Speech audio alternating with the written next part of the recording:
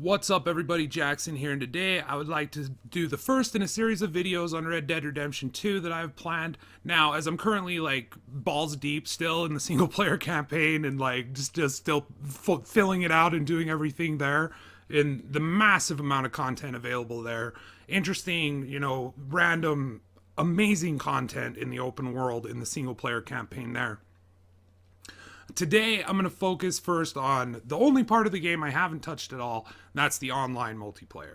Now, I personally haven't played it because, like I said, I'm not even through the single player, still enjoying that a lot, all the little stories and everything going on. I'm not going to get into that in this video right now, spoiler free, but it's amazing, and I feel no need to play any other version of this game right now, so I haven't done online multiplayer. I've seen that the beta's been out. People have seen the in-game economy. They've kind of seen how it trickles out, and the claims are that the microtransactions are predatory, that microtransactions equal pay to win. Lots of YouTubers making videos on this, lots of comments on Twitter that I've seen commenting on this. And today I'd like to just kind of give my thoughts and opinions on the microtransactions in Red Dead 2 Online. So first and foremost, the comparison that people are making, they're very angry about that it's like free to play microtransactions. Well, I'd have to disagree. It may be like some free to play microtransactions, but mostly microtransactions in free to play game boil down to loot boxes, randomization, overpriced currencies that only give you a chance at extra stuff instead of actually purchasing outright what you want. So in that sense, I feel like this is a little lame, and I think it's a bad argument to put forth because this is free to play. Okay, the online mode in Red Dead 2 is free to play. It's 100% free to play. If it's not free to play, well then the single player story campaign was free to play, because the amount of content packaged within just that, the first edition of the game, the $60 edition with all the single player content available there, map size, activities, well-written story, amazing character dialogue that makes you feel like you're part of a breathing, living world. It's the next evolution of what movies are. It takes you beyond that point and gives you a chance to effectively change what's happening throughout the course of the story. It's a huge amount of content. If it's free, then so be it, and you paid $60 for the online. If you wanted Red Dead 2 simply for the online, that was the only reason, then it's not free to play. But you've got a 100+ hour story campaign, single player mode for free, so not bad. So what I'm saying is that saying, well, these microtransactions are bad because they're just like the ones in free-to-play games. Well, Red Dead Online 2 is free to play. I'm sorry to break it to you. You're going to have to pay $60 for it to gain access to it, yes. But that $60 is going to net you a 100+ story campaign, all single-player driven story campaign, with a narrative that changes depending on your actions in the world. I'm not going to go into too much there right now because I have a series I want to do on this game, because I seriously haven't been in love with a video game like I've been with Red Dead 2 since The Witcher. Anyway, back to the microtransactions. What people are reporting is that the everything that you buy costs massive amounts of cash, which is of course the in-game currency that you earn throughout playing the game. I've heard that there's exploits, something to do with PvP playing. In PvP, killing other players may net you more money, or there's some sort of something going on there. And the thing about that is of course it's dribbled out slowly. They want you to buy the premium currency, which is the gold. And things cost a lot because they want you to buy the premium currency, which is the gold. Because this is a post-monetization of a property that, in my opinion, I can back up and support. I'm not going to rail against fucking Rockstar or Red Dead 2 for wanting to have extra money after the release of this game. Not after what I've experienced in the single player experience.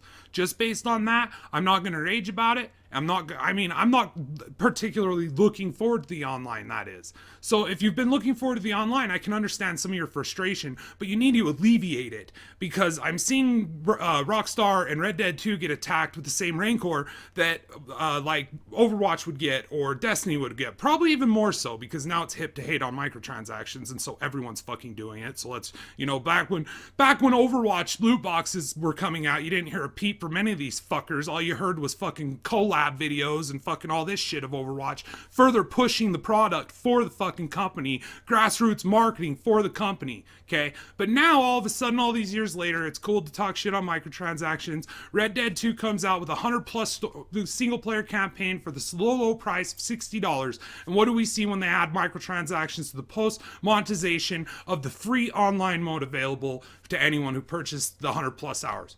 Oh, well, they're it's pay to win. Rockstar needs to be careful. This is, greedy corporate bullshit, blah, blah, blah. The thing is that the production value on a game like Red Dead Redemption 2, I'm sorry, I would truly believe that this game, I'm not even certain about that because they did sell a lot of copies, so many copies of this game. This game has made a lot of money.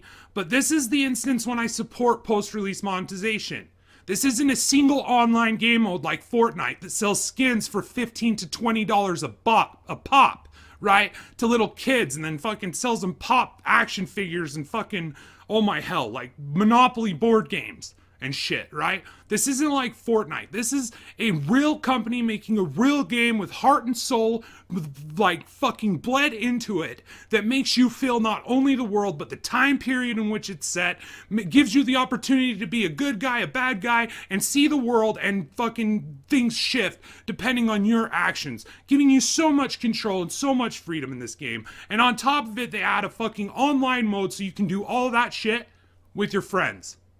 Oh, well, fuck them for wanting money for that, right? I'm not going to say that these are going to be the most fair fucking microtransactions ever put in place. I'm not going to defend the fact that they're most definitely going to lead you into the fucking corner where they're nudging you to the fucking market every 10 fucking minutes through the grindiness of the progression system put into place in the game. No, because they want you to buy shit. That's why it's there. That's why it exists, okay?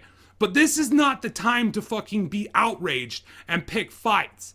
You want to act like, tell them about it, make an uproar about it on the forums and shit, and let them know that this isn't cool, and then don't log into the game when it releases, and leave it alone, and it will fucking change by itself. But pick your battles, okay? This isn't the sort of situation Destiny was in, where they fucking chopped a single $60 game into fucking thirds and quarters and fourths and fifths and sixths and sevenths and eighths and ninths and tenths and fucking however many fucking expansions you'd had to buy at this point to own a complete collection of Destiny 1 and Destiny 2. Okay? No, this is a game that sold itself for $60 that has the same fucking scale as The Witcher 3. If The Witcher 3 had an online game mode with free-to-play microtransactions added on after the fact, I would have been stoked to fucking play it.